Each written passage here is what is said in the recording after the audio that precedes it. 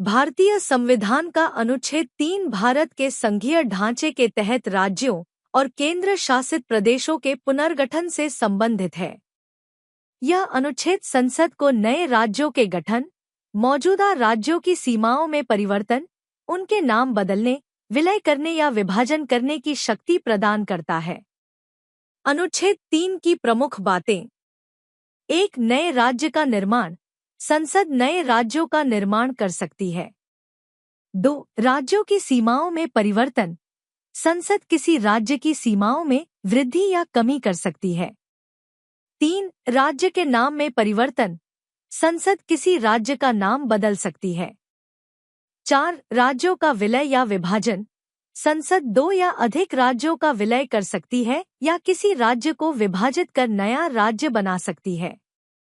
महत्वपूर्ण प्रक्रिया: इस प्रक्रिया की शुरुआत राष्ट्रपति द्वारा की जाती है।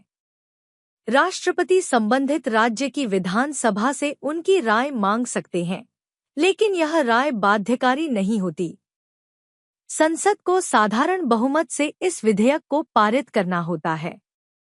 विशेष बातें: अनुच्छेद 3 यह स्पष्ट करता है कि भारत की संघीय संरचना लचीली है और संसद को राज्यों के पुनर्गठन की शक्ति प्राप्त है। इस अनुच्छेद के तहत राज्यों के पुनर्गठन के लिए संविधान में संशोधन की आवश्यकता नहीं होती, बल्कि साधारण विधायी प्रक्रिया से इसे लागू किया जा सकता है। इसका उपयोग विभिन्न समयों पर किया गया, जैसे कि 1956 का राज्यों का पुनर्गठन अधिनियम, जिसके तहत भाषाई आधार पर राज्यों का पुनर्गठन किया गया था।